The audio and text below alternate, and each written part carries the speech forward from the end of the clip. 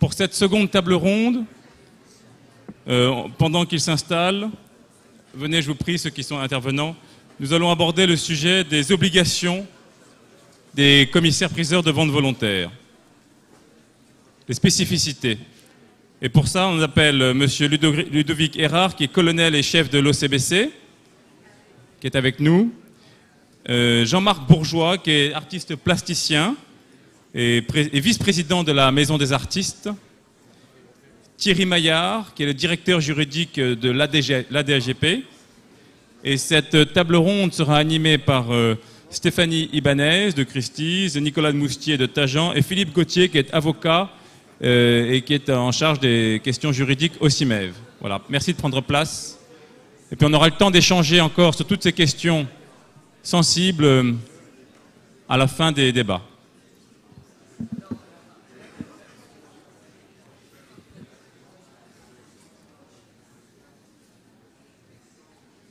Donc je vais peut-être laisser honneur aux dames. Voilà, le micro à Stéphanie pour commencer, pour présenter un petit peu le débat.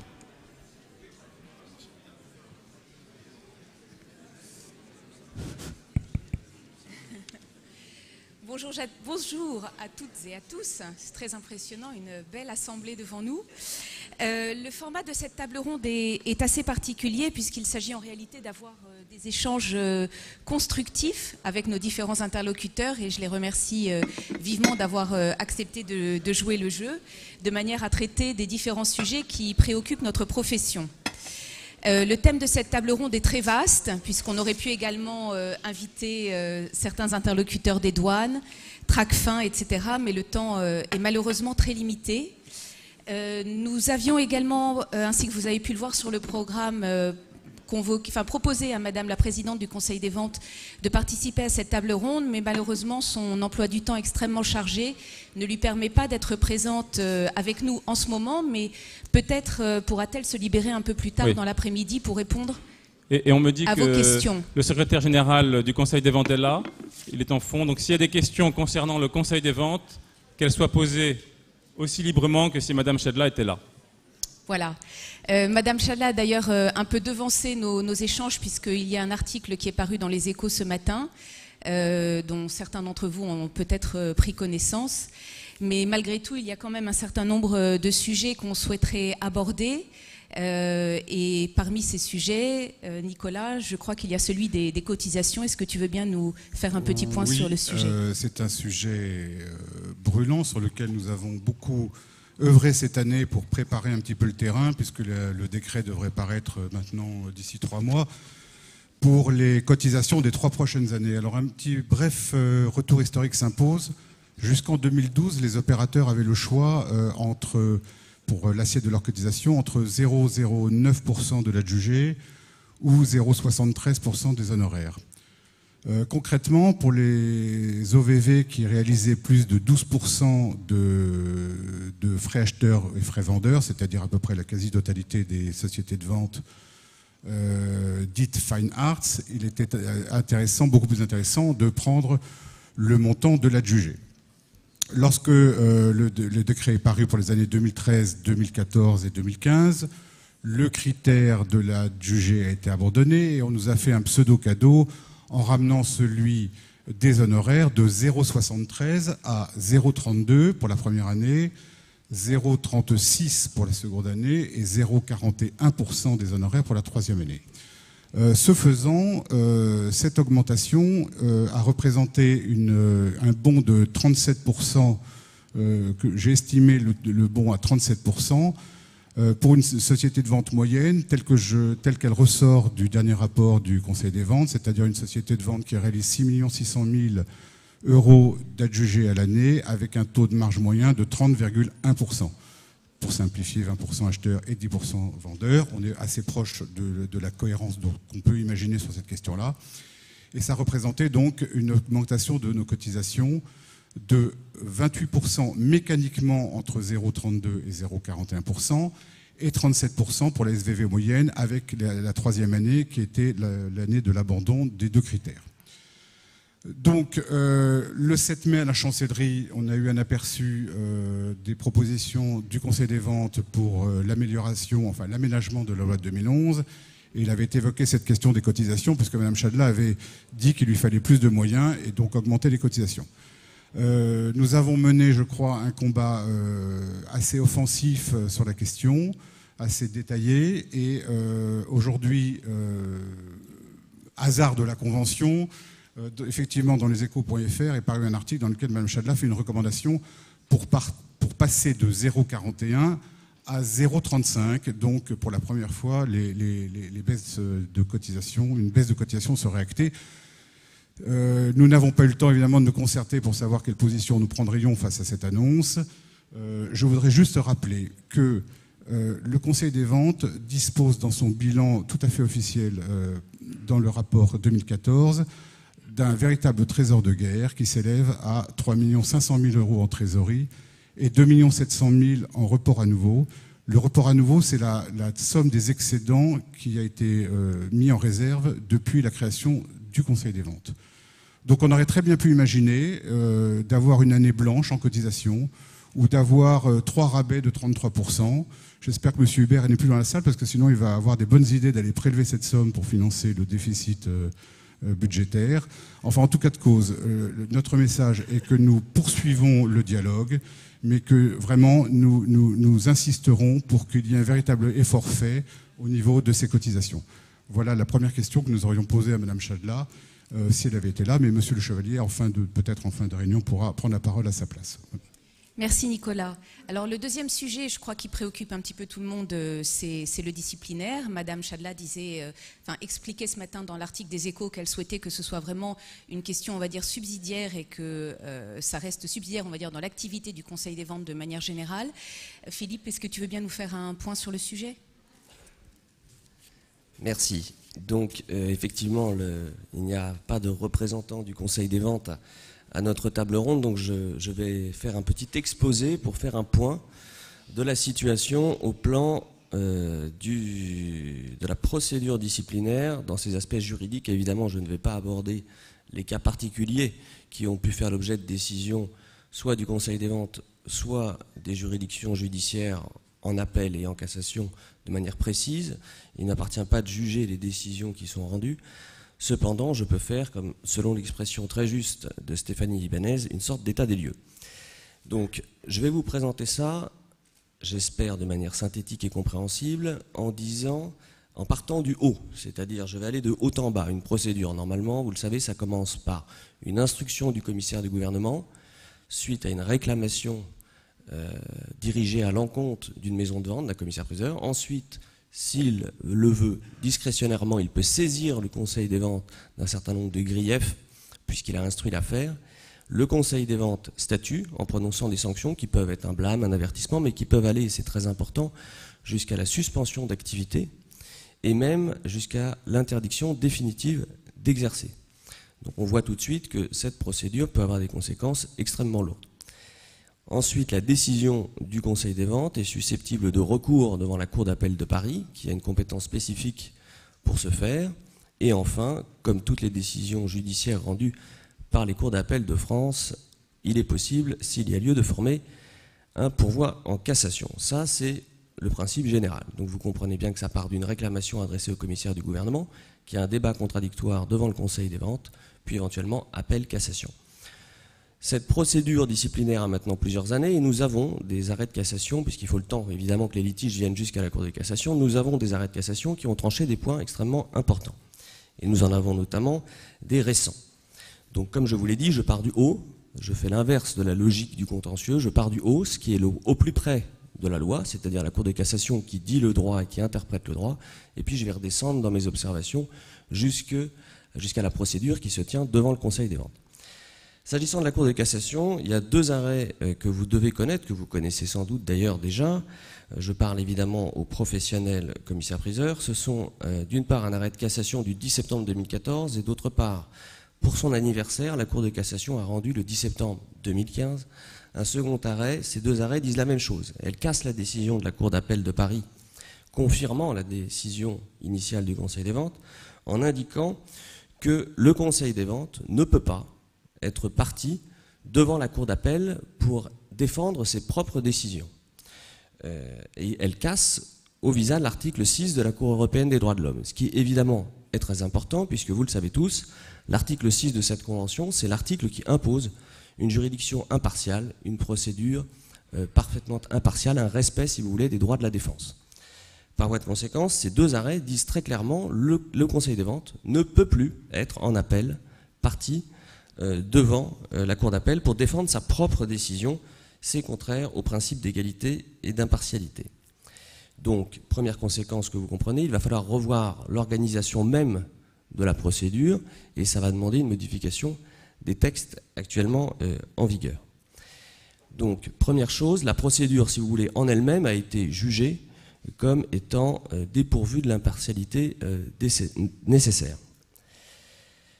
Deuxième niveau de juridiction, je redescends, la Cour d'appel de Paris. La Cour d'appel de Paris a rendu cette année plusieurs décisions, je ne vais pas toutes les citer, mais qui, me semble-t-il, en réformant les décisions du Conseil des ventes, et des décisions que je me permettrais de qualifier d'assez sévères pour la procédure suivie par le Conseil des ventes lui-même. Je pense en particulier à un arrêt du 30 juin 2015, dans lequel la Cour d'appel de Paris constate qu'en réalité le Conseil des ventes lui-même a saisi le commissaire du gouvernement d'un certain nombre de griefs en lui demandant, en quelque sorte, de renvoyer tel opérateur de vente, tel commissaire-priseur, devant lui pour le juger disciplinairement.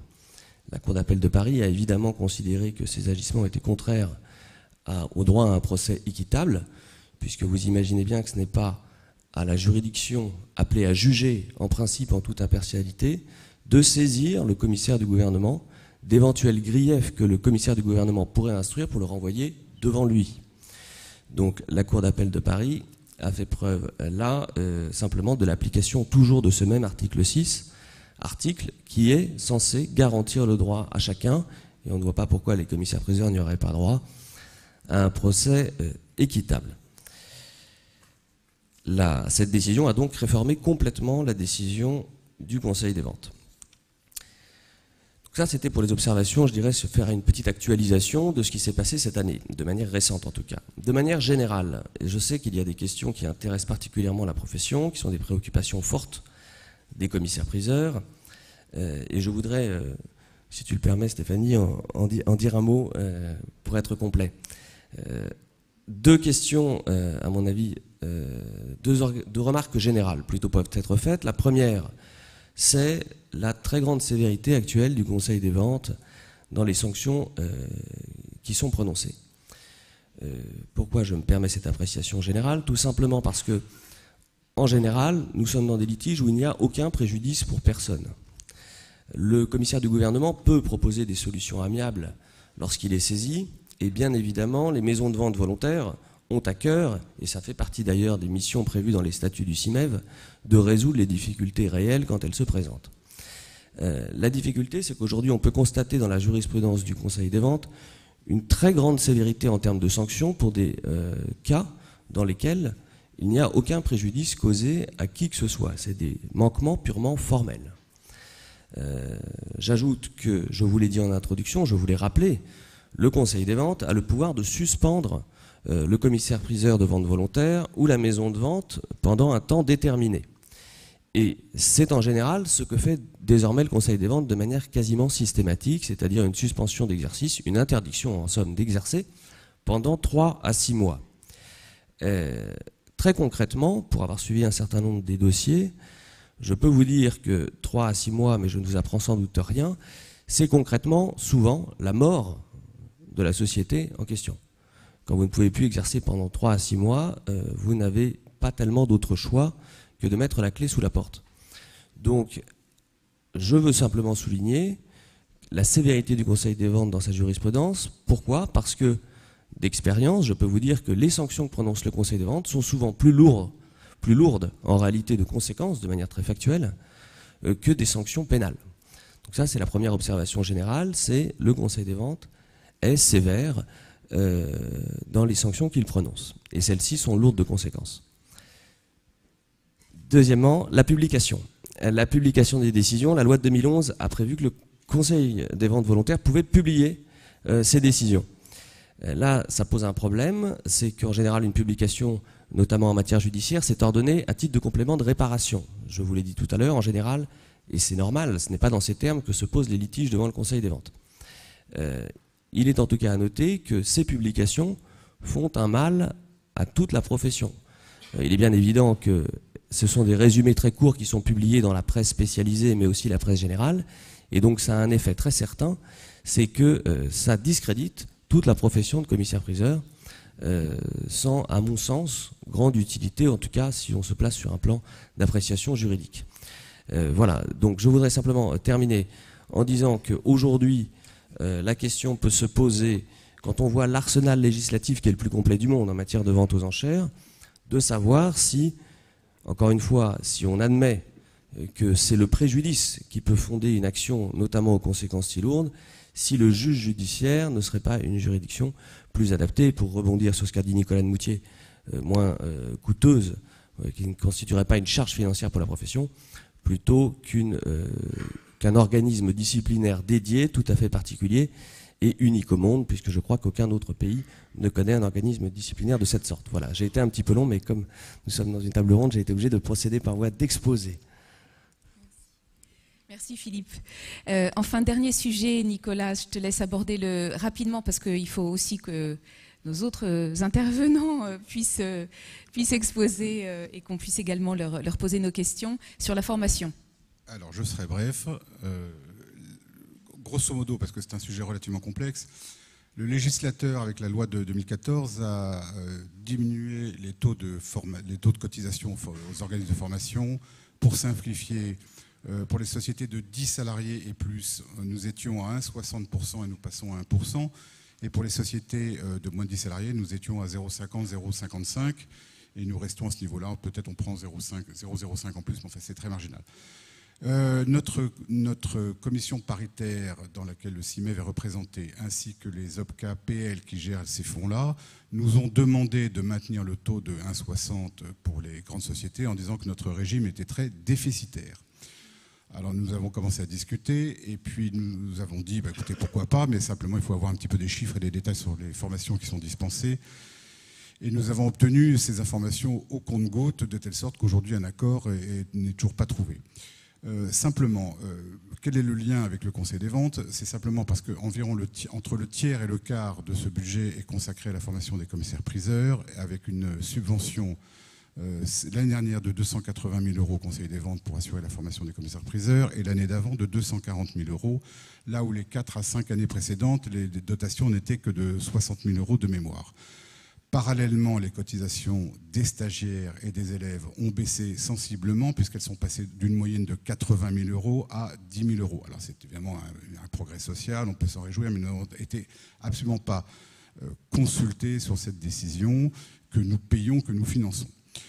Le problème numéro 1, c'est que sur cette dotation de 280 000 €, nous nous sommes aperçus qu'elle générait un excédent de 140 000 € pour le Conseil des ventes qui vient grossir les réserves du Conseil des ventes au même titre que nos cotisations excédentaires qu'on a vues dans le premier point.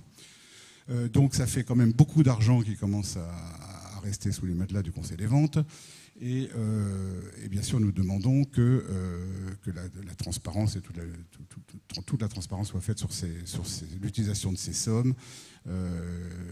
Car évidemment, si on nous demande de maintenir nos cotisations et que dans le même temps, il y a 140 000 € de dotation en trop, évidemment, c'est embêtant. Alors le Conseil des ventes répond, pour être tout à fait honnête, que ces 140 000 € correspondent peu ou prou à différents frais indirects supportés par le Conseil pour faire cette formation, le salaire notamment et les salaires et charges sociales de 2 personnes au Conseil des ventes.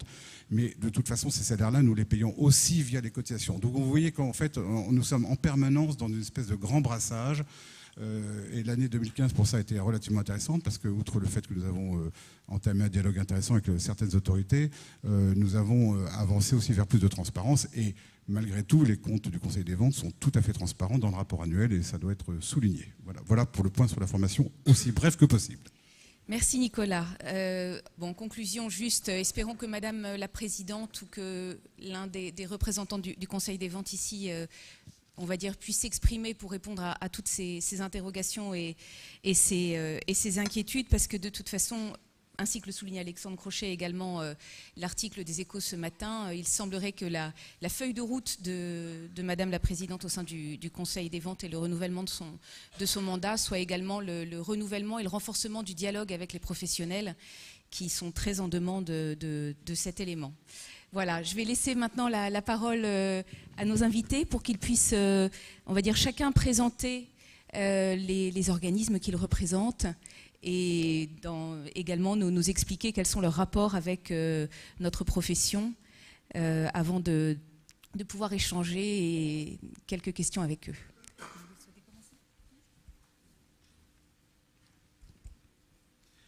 Oui, bonsoir. Je voudrais tout d'abord remercier le CIMEF de cette invitation à cette convention 2015, car au niveau des artistes-auteurs que je représente ici ce soir, pour la Maison des artistes, nous avons beaucoup de respect pour nos diffuseurs, dont font partie les sociétés de vente volontaire en tant que contributeurs à notre régime, le régime artiste-auteur.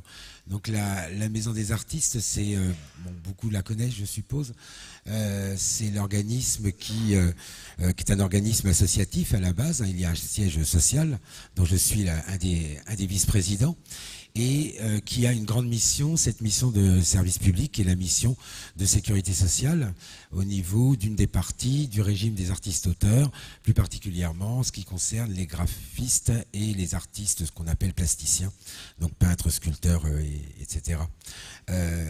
C'est vrai que pour nous, nos diffuseurs dont vous faites partie sont dans notre vie professionnelle importants parce que on est liés. Nous sommes liés professionnellement à nos diffuseurs. Sans nos diffuseurs, beaucoup d'artistes ne pourraient pas réellement exercer et tout du moins voir leurs œuvres être sur le marché.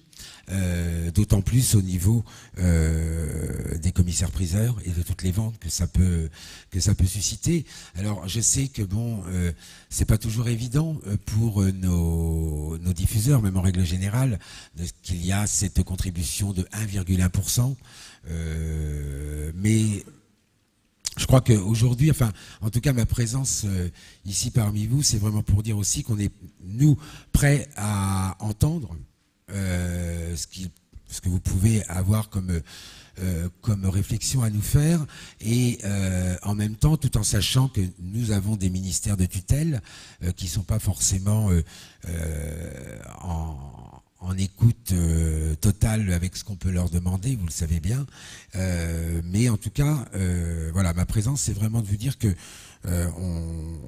pour nous, nos diffuseurs sont importants et que nous sommes prêts vraiment à avancer avec eux. C'est très important pour le marché de l'art aujourd'hui, pour l'avenir. De toute façon, vous savez tous que les artistes-auteurs ont aussi beaucoup de difficultés. Pour vos professions, je sais que ce n'est pas toujours facile non plus, mais je crois que l'important, c'est justement d'être ensemble, en tout cas pour certaines actions et dans un certain chemin par rapport pour valoriser nos créations. Voilà. Oui, bonjour. Alors je vous remercie d'avoir convié la DAGP à cette table ronde. Et alors la DAGP que vous connaissez sans doute parce que c'est elle que vous allez déclarer les ventes qui sont soumises au droit de suite.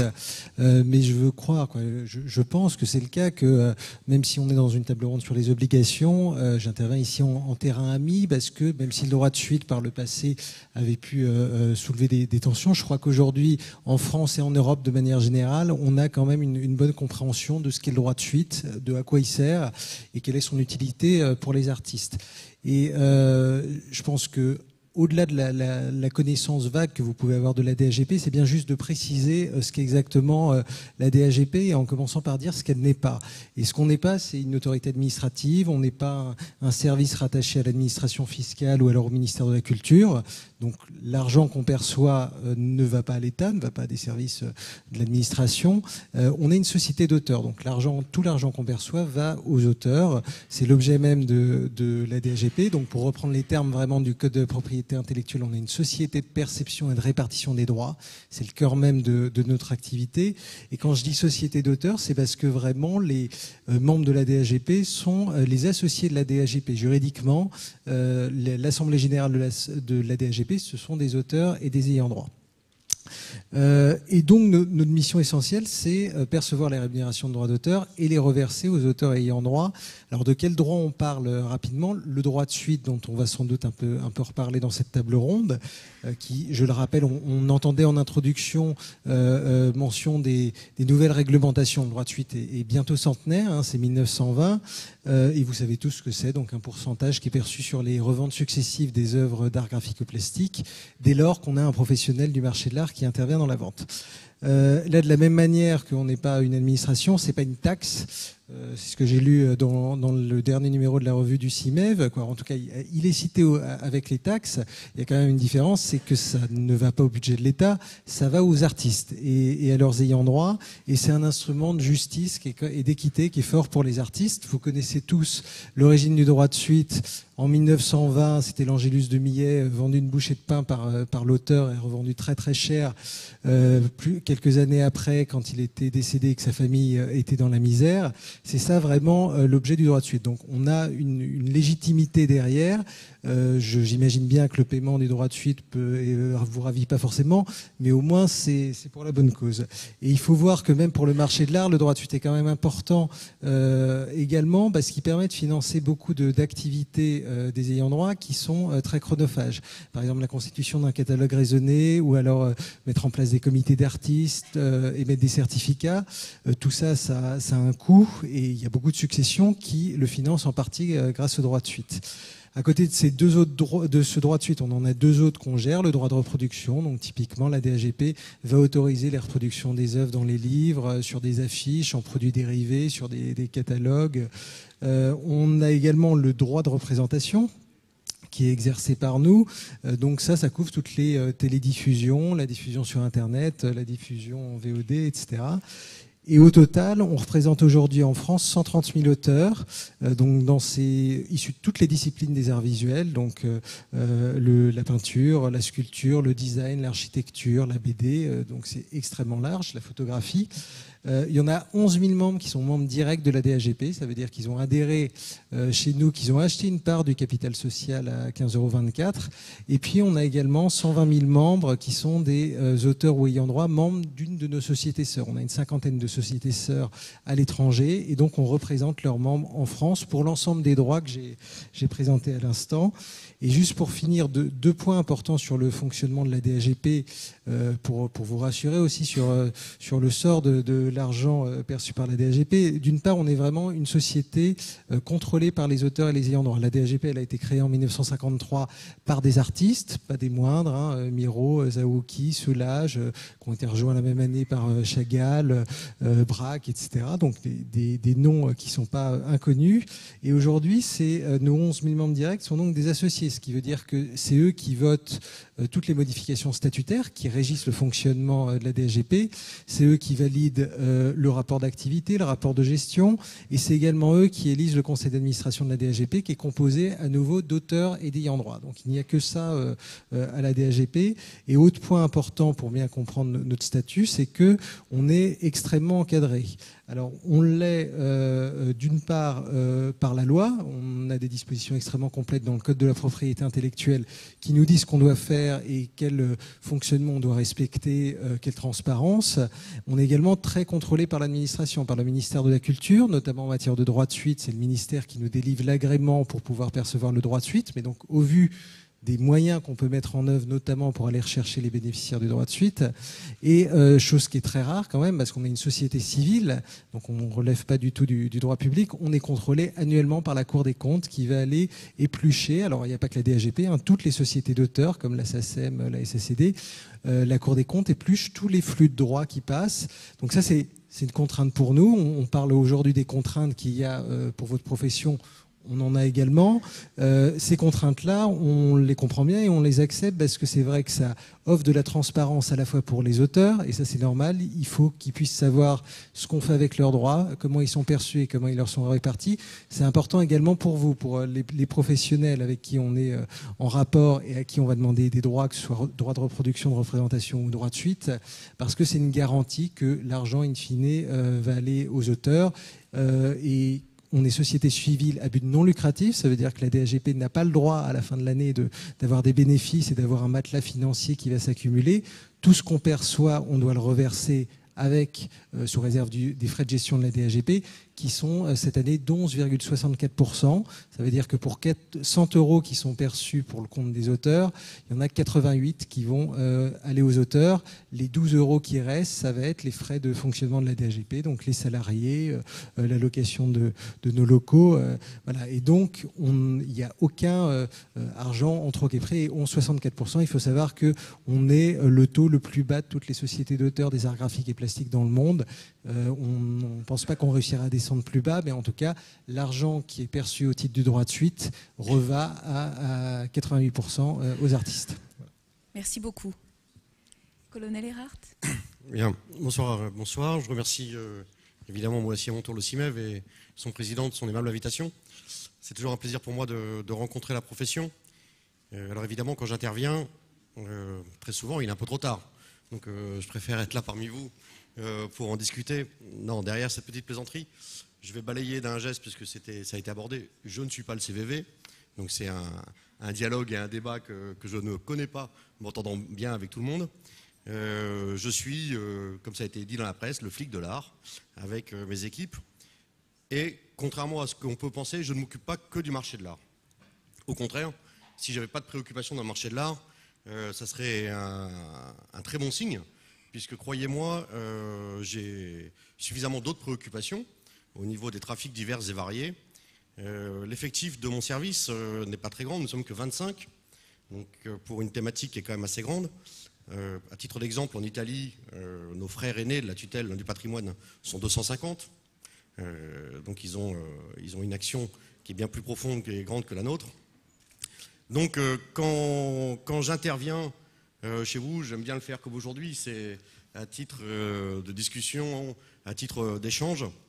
Et en définitive, contrairement à ce qu'on peut penser, je n'interviens pas souvent dans le marché de l'art, et notamment pour les maisons de vente. Je sais très bien, ça sera peut-être une question qui me sera posée après, quand on intervient par le passé, ça a pu être très douloureux, je le sais, mais ça c'est le passé. Je pense qu'il faut le laisser derrière. Mon action, principalement, elle est dans la loi pénale. Donc les textes sont assez simples, hein. Code pénal, code de procédure pénale. Alors on a le code du patrimoine, on peut avoir le code financier aussi, mais principalement on a deux petits livres rouges qu'on aime bien, code pénal, code de procédure pénale. Ce qui peut vous concerner, je ne vais pas détailler les infractions, mais il y a principalement l'infraction de recel, on y viendra peut-être après, d'autres après sur le blanchiment qui peuvent intervenir. En définitive, ma préoccupation principale, comme je l'ai dit en préambule, c'est moins j'ai de dossiers qui concernent les opérateurs de vente, plus je peux me consacrer à d'autres sujets, de vrais malfrats, des vrais, des durs, on a quelques-uns des beaux là, et plus c'est un gage de sérénité pour vous.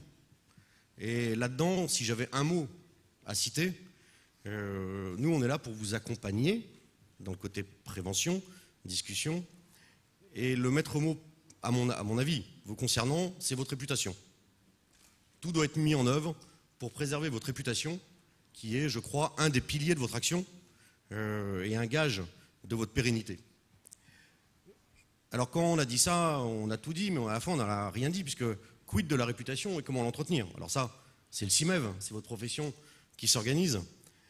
Et comme dans toutes les professions, malheureusement, parfois, c'est un pourcentage qui n'est pas très fort, mais c'est toujours la partie émergée de l'iceberg qui va déchirer le bateau, et ben, il y a des écarts.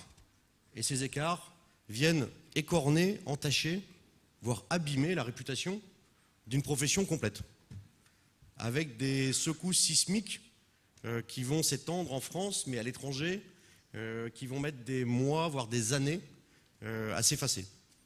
Et ça, en tant que flic de l'art, pour moi c'est intolérable. C'est intolérable. Comme j'ai déjà dit dans d'autres enceintes, autant on comprend, puis dans notre logique judéo-chrétienne, l'erreur, puisqu'il n'y a pas d'intention coupable, et là on est là pour l'accompagner avec d'autres organismes, le CIMEV, le CVV, d'autres partenariats, autant la faute est impardonnable. Et moi, mon action pénale est dans la faute, clairement. Je ne vais pas faire un cours de droit pénal, loin de là, j'en ai pas la prétention, mais moi, mon action pénale est dans la faute. Alors évidemment, de temps en temps, je viens vous déranger avec mes collaborateurs, on vous envoie des réquisitions pour vous interroger sur certaines choses. Voilà, c'est, croyez-le, c'est un thème par exemple qu'on a déjà abordé, l'art précolombien est un sujet qui fâche régulièrement. Là, on est soumis malheureusement aux diligences que nous demandent les magistrats, qui eux-mêmes sont sollicités au niveau international par des commissions rogatoires internationales. Là, on n'a pas grande solution, mais croyez qu'on prend beaucoup de précautions là-dessus pour ne pas aller enquiquiner, si on passe l'expression, plus que ça.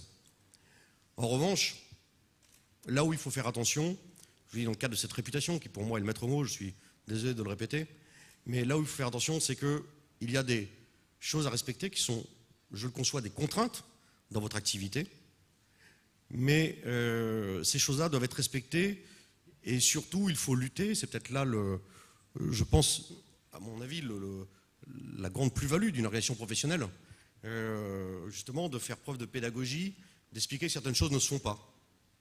Certaines choses ne se font pas. Encore moins en 2015, je crois que ce sera encore moins le cas en 2020. Il y a des choses qui ne se font pas, et si par hasard certains s'écartent du droit chemin, avant que ça arrive jusqu'à nous, il faut que la profession fasse corps et puisse faire comprendre que c'est juste impossible ou ce n'est plus possible. Alors, Dieu merci, le système français est quand même très régulé, très organisé, et donc l'empilement des lois que vous subissez fait que vous avez beaucoup de contraintes à respecter. Et je pense notamment aux opérateurs qui sont les plus petits, sur les petites structures, ça doit être compliqué au quotidien de tout faire, les journées sont longues. Là, je n'ai pas d'avis à donner, malheureusement, je ne fais qu'exécuter la loi.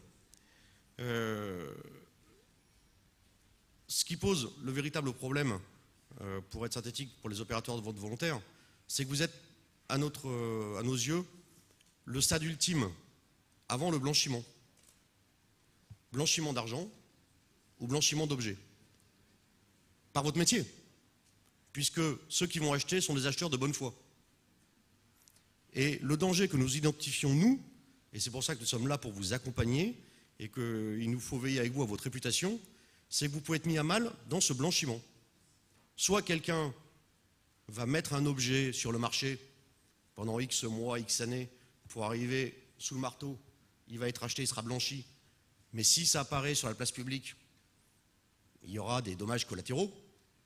Le pire, je prends malheureusement l'activité cruelle, mais un bien antique de zone Syrie ou Irak qui sort d'une vente et passe sous le marteau et une semaine après, on a sa photo sur Mediapart ou le Canard enchaîné, c'est terrible. Photo pillée par un barbu à Palmyre. Je prends un cas caricatural, mais enfin, on n'est pas à l'abri. Donc ça, c'est terrible pour la réputation. Donc là-dessus, vous êtes vraiment en situation de danger. Vous êtes confronté tous les jours à ce danger-là. Ou alors blanchiment de financier, puisqu'on sait très bien que certaines personnes utilisent les ventes volontaires pour blanchir un argent pas trop blanc, un peu gris, voire un peu noir. Voilà. Et ça, que prévoit le législateur? Les fameuses diligences, c'est pas simple. C'est pas simple, je vais peut-être en détailler une ou deux. Et moi, je crois surtout, puisque vous êtes aussi à la convergence d'une pression du marché, qui n'est pas seulement nationale, mais internationale, à la convergence du résultat, parce qu'il faut bien vivre, de ces deux phénomènes. Surtout, je crois principalement au bon sens et à l'échange. Et je le répète, on est en 2015, on n'est plus à 80 ans. Il faut malheureusement s'adapter à une société de l'émotion, de la surlégislation et de la médiatisation. Alors, malheureusement, par le passé, votre profession, mais je parle au sens large des professions du marché de l'art, ont pu être un peu agitées par certains problèmes, où j'ai pu être acteur, hein, enfin mon service, j'en suis désolé, mais c'est ainsi. Et je crois qu'il faut aller vers, toujours vers plus de transparence, plus de traçabilité, et peut-être dépasser certains blocages un peu historiques, et donner quelques gages. Je vais vous donner un ou deux exemples. J'ai pu en discuter avec un certain nombre de personnes, soit pour les commissaires-priseurs, soit aussi au niveau des marchands et antiquaires. Le livre de police, c'est très enquiquinant. Ça fait des pages d'écriture, de temps en temps il est contrôlé, pas si souvent que ça, mais on va peut-être refaire des campagnes, enfin on a déjà entrepris des campagnes, mais c'est un gage de traçabilité. Le livre de police va être informatisé, les arrêtés vont sortir dans peu de temps, début 2016.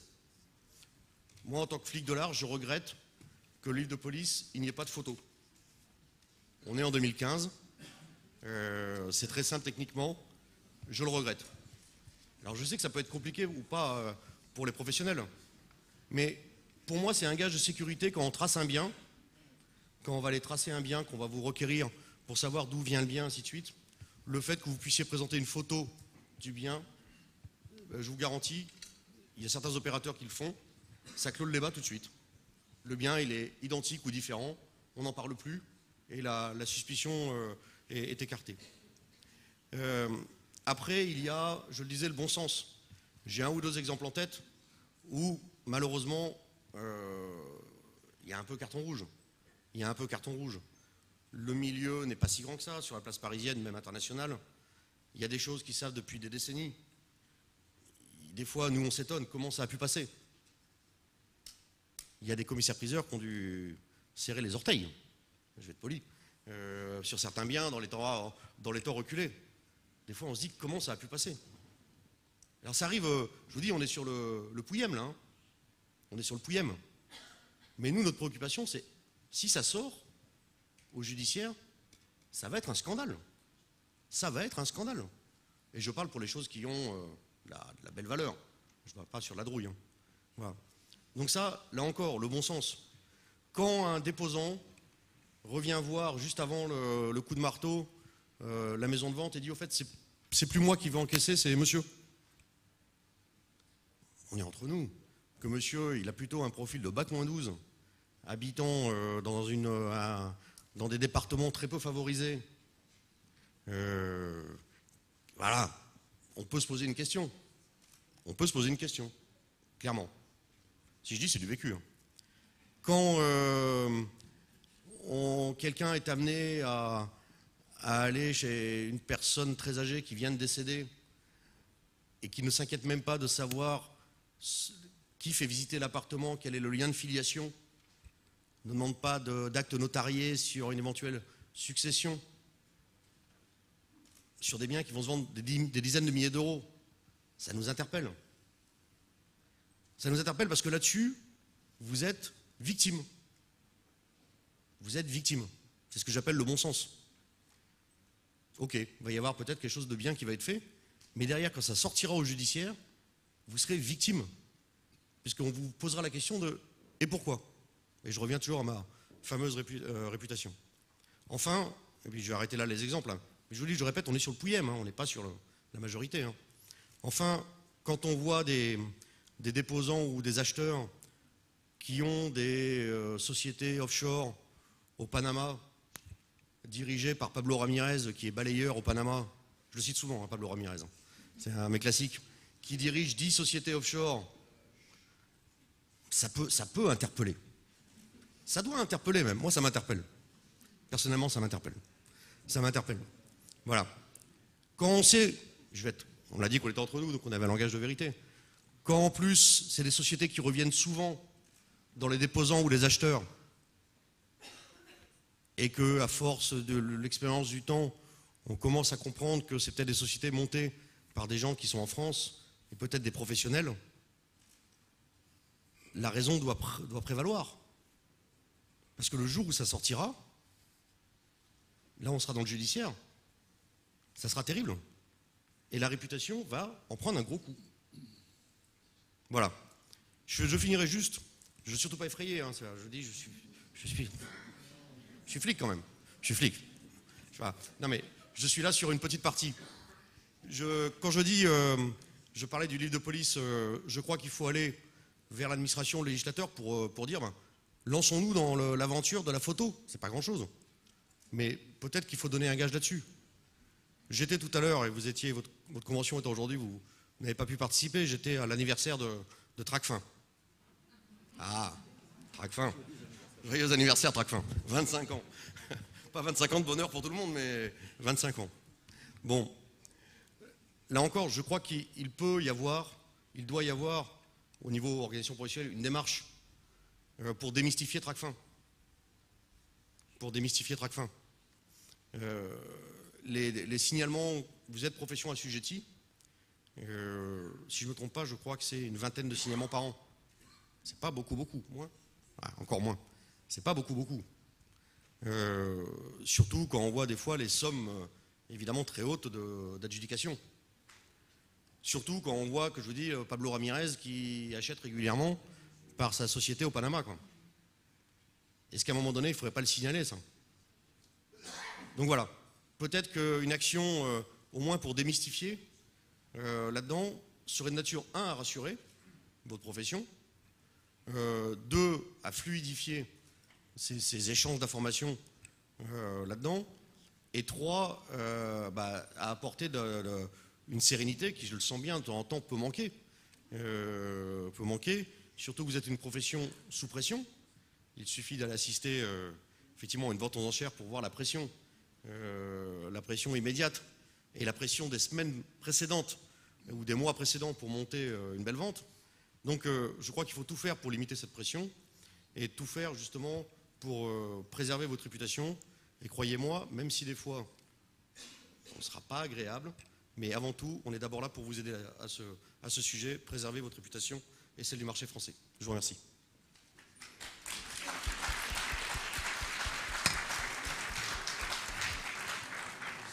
Je vous remercie. Vous faites le lien avec un sujet qu'on voulait aborder avec vous trois, justement. C'était justement la difficulté que l'on a, parce qu'on comprend bien, on a des responsabilités, on a des obligations. Quelquefois, on a l'impression qu'effectivement, on doit quelque part avoir plusieurs casquettes. Vous disiez que vous compreniez tout à fait la difficulté des petites études et la sensibilisation, le bon sens, etc. Mais avec la pression, c'est assez compliqué. Donc, bon, concernant, on va dire, la traçabilité, la tenue du livre de police, le blanchiment, etc., c'est une chose. Il y a également autre chose, on va dire, par rapport, par exemple, à la perception des droits, c'est le fait de pouvoir identifier les différents auteurs donc, pour lesquels nous devons percevoir le droit de suite.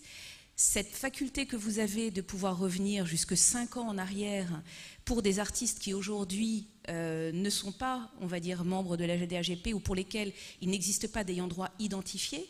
Donc j'ai envie de dire de bonne foi, certaines maisons de vente peuvent ne pas percevoir le droit de suite.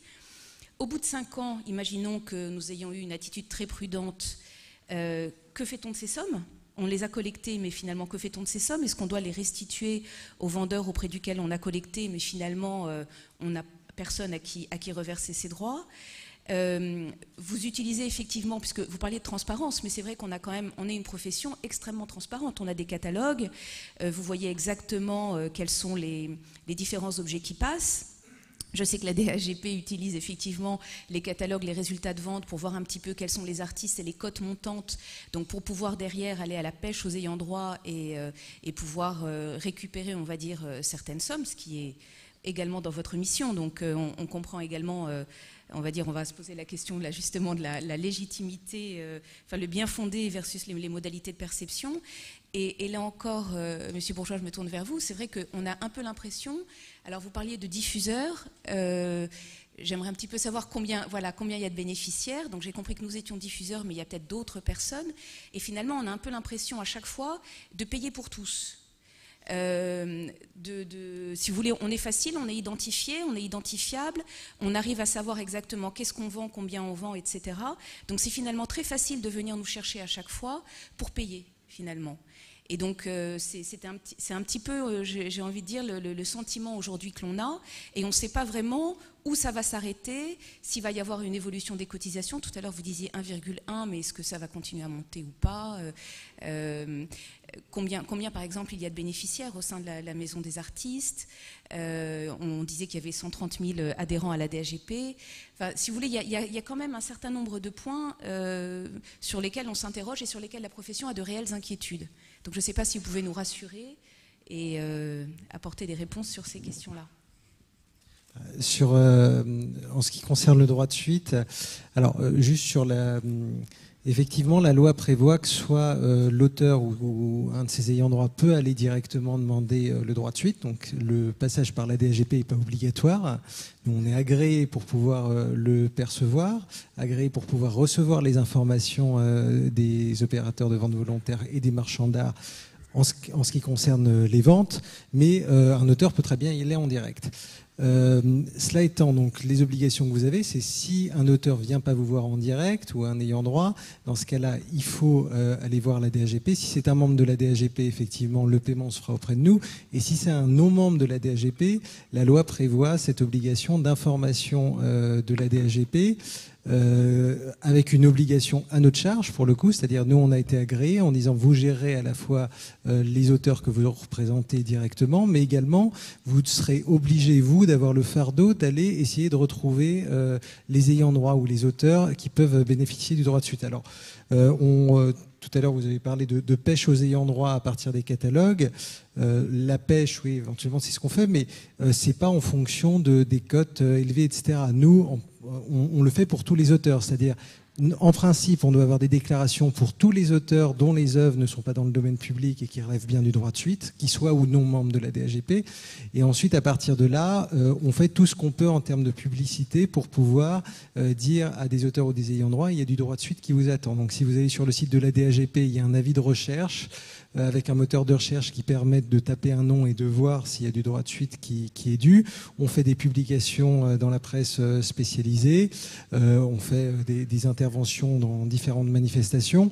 C'est notre obligation d'aller informer. Ensuite, donc, qu'est-ce qui se passe une fois qu'on retrouve effectivement un ayant droit ? Soit parce qu'on l'a trouvé nous, soit parce qu'il s'est manifesté spontanément.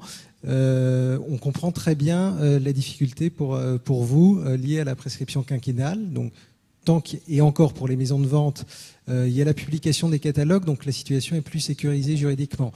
Le pire, est, entre guillemets, est pour les galeries qui souvent, alors le livre de police, on en parlait, je crois que c'est le commandant Lyon qui nous indiquait que le livre de police est ce qui est systématiquement volé quand il y a cambriolage dans une galerie. Il n'y a pas d'œuvres qui sont volées, mais le livre de police est toujours disparaît mystérieusement.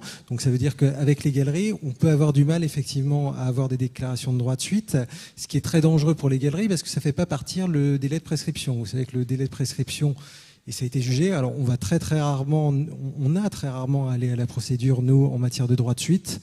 On l'a fait 2 fois, avec une maison de vente qui considérait que le design n'était pas couvert et qui a perdu, et avec une galerie qui nous disait, ah non, depuis 5 ans, vous voyez plein d'œuvres du répertoire de la DHGP dans les différentes foires, mais on ne vend jamais rien. Donc il a fallu finalement, une fois que les discussions se sont heurtées à un mur, qu'on agisse en justice. Et donc là, ça a été dit de manière très claire, la prescription quinquennale s'applique, l'article 2224 du Code civil, c'est à partir du moment où on a connaissance des faits. Donc, pour les maisons de vente, il y a un catalogue qui paraît, donc le point de départ de la prescription est assez clair. Mais la loi est faite comme ça, donc nous, si un ayant droit vient nous voir en disant bah, maintenant j'adhère et je vous demande d'aller percevoir le droit de suite, la prescription quinquennale, elle existe. Donc on est tenu, nous, de par la loi, de par nos statuts qui règlent nos relations avec les adhérents, d'aller demander la perception du droit de suite. Ensuite, on comprend très bien, comme je l'ai dit, la difficulté dans laquelle ça vous met, avec plusieurs possibilités. On sait que certaines maisons de vente vont aller faire le choix de ne pas prélever le droit de suite. Alors bon, avec la récente décision de la Cour de cassation et de la CJUE sur la charge du droit de suite, ça change un peu peut-être la manière d'appréhender les choses, mais jusqu'à présent, d'aller percevoir le droit de suite auprès du vendeur ou non. Donc certaines maisons de vente disaient je ne vais pas aller le prélever, et puis si jamais un ayant droit se manifeste dans 5 ans, et ben tant pis, ce sera pour moi. Ce qui est évidemment pas satisfaisant, y compris pour nous. Autre option, c'est effectivement de percevoir et de se dire je le garde pendant 5 ans et qu'est-ce que j'en fais pendant 5 ans. Alors là, je pense, vous êtes spécialiste de tout ça, mais je pense que contractuellement, il y a aussi des possibilités d'aménager les choses, d'alerter le vendeur ou l'acheteur, celui qui paye le droit de suite, sur le fait que du droit de suite, dans 5 ans, éventuellement, pourra être remboursé et qu'il y a une obligation, s'il souhaite pouvoir récupérer le droit de suite, une obligation à la charge du vendeur ou de l'acheteur d'informer la maison de vente du fait qu'il a changé de coordonnées ou non. Et tant pis pour lui, à la limite, s'il n'a pas informé la maison de vente qu'il était parti ailleurs. Et sinon, la solution légale qui peut exister, mais ce n'est pas le choix qui a été fait par le législateur français, c'est la gestion collective obligatoire. Vous savez que par exemple, au Royaume-Uni, c'est une gestion collective obligatoire. Donc ça aurait en France des avantages et des inconvénients. Les inconvénients, ce serait que le droit de suite serait payé pour absolument toutes les ventes, sans distinction. L'avantage, c'est que l'argent, vous ne l'auriez pas entre les mains en vous demandant qu'est-ce qu'on va en faire maintenant et qu'est-ce qu'on va en faire dans 5 ans. L'argent ensuite va aux sociétés d'auteurs agréées qui ont, elles, l'obligation d'en faire quelque chose et une obligation beaucoup plus forte que celle que pourraient avoir des maisons de vente dont c'est pas le métier. Une société d'auteur, c'est son métier, d'aller gérer au mieux les droits et d'essayer d'aller trouver les bénéficiaires. Donc il y a des pour et des contre. En droit français, le choix qui a été fait, c'est d'avoir une gestion collective volontaire avec cette complexité qui est liée à la prescription quinquennale. Donc nous, malheureusement, on n'est pas maître de cette prescription. Merci. Monsieur Bourgeois. Oui. Je sais pas si oui, ça fonctionne. Oui, au niveau de notre régime artiste-auteur, vous demandiez tout à l'heure ce qui est le nombre de bénéficiaires. Alors, au niveau des artistes-auteurs aujourd'hui, on a à peu près, simplement au niveau du régime qui est géré par la Maison des artistes, c'est aux alentours de 54 000 dossiers, voilà, d'artistes qui donc cotisent. Donc à leur sécurité sociale artiste-auteur. Au niveau de nos diffuseurs, donc vous n'êtes pas les seuls diffuseurs, je vous rassure, parce qu'il faut compter les galeries d'art. Enfin, on a 2 sortes de diffuseurs. Je pense que certains peut-être le savent. C'est des diffuseurs donc qui effectivement prennent une commission sur les ventes, et puis les diffuseurs qui rémunèrent un artiste ou un ayant droit. Donc là, on a plus affaire, disons, aux institutions, aux entreprises, etc., qui vont rémunérer un artiste dans le cadre d'une création, voilà, d'une résidence et autres, etc. Enfin, tout ce type de rémunération. Toujours aussi pareil à 1,1. Les cotisations sont les mêmes. Ce n'était pas le cas jusqu'à 2007, où effectivement la cotisation diffuseur, enfin la contribution diffuseur au niveau des diffuseurs qui prenaient une commission était de 3,3 à ce moment-là, et c'est avec le droit de suite, enfin la négociation qu'il y a pu y avoir à l'époque avec le droit de suite, où la cotisation a été rabaissée donc à 1% pour l'ensemble des diffuseurs. Donc voilà, donc vous avez échappé, il me semble, aux 3,3%. Voilà. Donc non, il y a quand même les éditeurs d'art, les galeries d'art, etc. Alors, effectivement, nos services de sécurité sociale ont, et c'est clairement marqué dans le code de la sécurité sociale, ont une obligation de recensement de la part de nos diffuseurs. On peut effectivement toujours dire, bah oui, mais le recensement, il peut être que dans un sens, il n'y a pas suffisamment pour les autres, etc. Pour avoir été donc au conseil d'administration, administrateur de notre sécurité sociale pendant plusieurs années, je peux vous assurer que le recensement est fait. Simplement, c'est que c'est plus ou moins dur, effectivement, suivant les professions par rapport à nos diffuseurs. Ça s'est accéléré quand même au niveau des commerces d'art, des galeries d'art, etc. ces dernières années. Aujourd'hui, on est à peu près à un peu plus de 22 000 diffuseurs qui sont recensés sur l'ensemble du territoire. Vous me direz, c'est pas énorme quand on sait le nombre de diffuseurs qu'il peut y avoir d'œuvres et qui vendent des œuvres d'art, mais franchement le travail se fait, et je pense pas, enfin c'est pas comme ça que en tout cas qu'on le ressent, je pense pas que les SVV sont particulièrement plus visés que les autres, hein, franchement. Non, c'est pas tel. Enfin, bon, j'ai envie de dire, mais je comprends. C'est non, un mais point de vue. je Non, puis c'est comprends. surtout, voilà, avec les décisions récentes, effectivement, qui ont modifié l'assiette également Oui. de perception. Il y a Oui. quand même une certaine insécurité juridique, puisque effectivement, avant, il y avait certaines ventes qui n'étaient pas Oui, assujetties, oui, qui tout maintenant à le fait, sont. tout à fait. Donc ça vient alourdir encore, si vous voulez, les charges. Oui, tout à fait. Je crois qu'on a pas mal débordé, et on va laisser du coup On pourrait, c'est vrai, à encore notre, débattre longtemps. à notre auditoire. Parmi les questions que j'ai pu rassembler là un petit peu au préalable, mais c'est pas pour répondre, je sais que c'est des questions que vous n'avez pas la compétence pour répondre, on peut tout de même s'interroger pourquoi est-ce que les commissaires-priseurs, lorsqu'ils ont des contrôles URSSAF, se voient demander de payer 1,1% sur un tableau qu'ils ont vendu du maître des bergers, qui est un tableau du XVIIe siècle, Eric Turquin, n'est-ce pas? Donc un peintre anonyme, et on paye 1,1% de ce peintre anonyme, ou pire encore, m'a-t-on raconté, un commissaire-priseur qui s'est vu demander de payer donc, la sécurité sociale des artistes sur une chaise estampillée Boulard. Donc Boulard est un ébéniste du XVIIIe siècle, il avait signé une chaise, donc il fallait payer la sécurité sociale des artistes. Je sais que ce n'est pas votre propos, mais si vous disiez tout à l'heure que gentiment vous pouvez remonter l'information puisque nous marchons ensemble, je crois que l'ensemble de la communauté ici se réjouira. Voilà. On va peut-être... Je peux vous assurer qu'elle sera remontée, je comprends tout à fait, c'est pas la première fois qu'on nous fait ce genre de réflexion et c'est logique, je le comprends tout à fait. Moi je représente évidemment des artistes vivants, enfin de ceux qui travaillent aujourd'hui, qui exercent leur métier, mais je comprends effectivement complètement aussi pour vous le fait effectivement de payer ce 1,1% sur des œuvres qui datent de très très longtemps, ou les exemples que vous venez de donner, ça peut aussi effectivement paraître un peu incongru, mais je pense que ça c'est des discussions qu'on pourrait avoir et remonter ensemble à nos ministères concernés. Tout simplement. Merci beaucoup.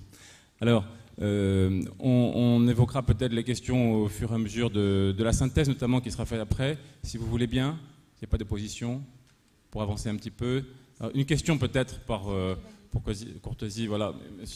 Et tout à fait, représentant du Conseil des ventes qui intervient ici, on est content de l'entendre. Oui, merci, bonsoir. Juste 3 petits points d'information, alors que ce n'est pas le cœur du sujet, vous êtes sur la liberté d'exercice, je m'en excuse, mais pour répondre sur les cotisations, sur l'activité disciplinaire et sur la formation.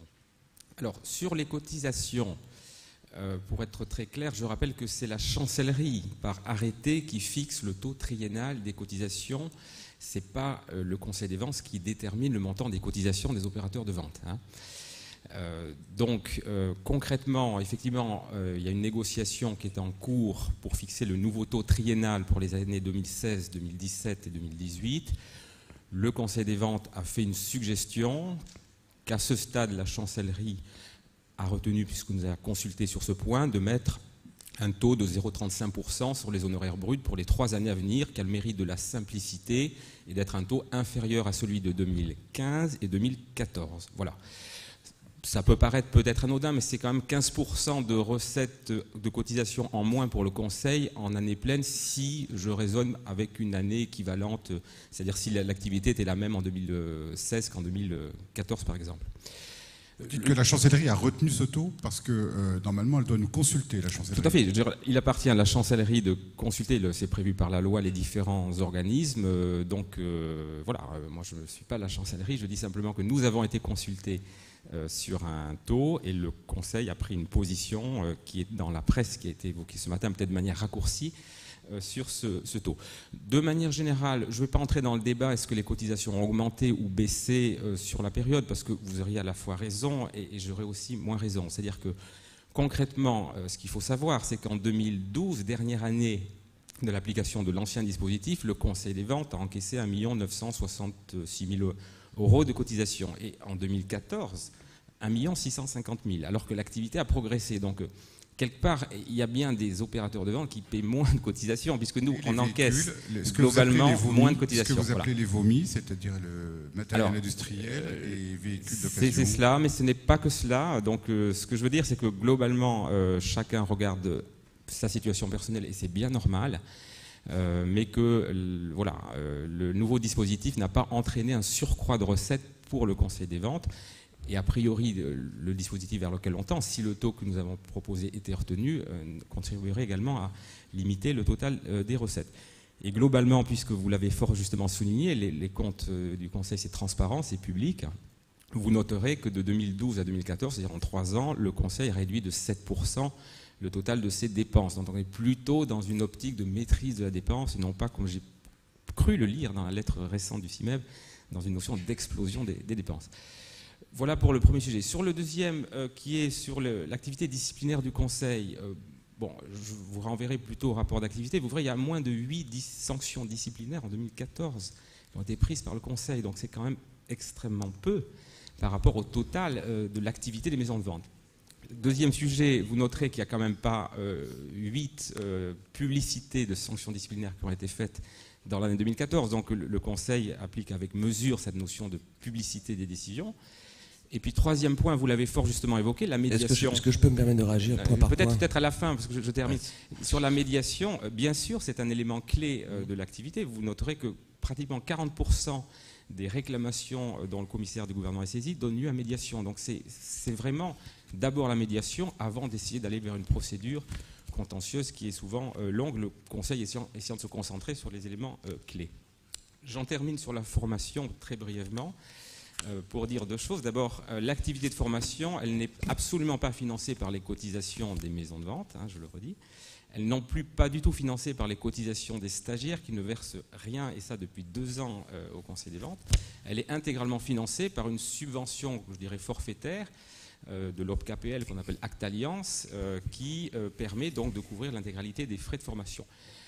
On ne peut que se réjouir aujourd'hui du montant de cette subvention.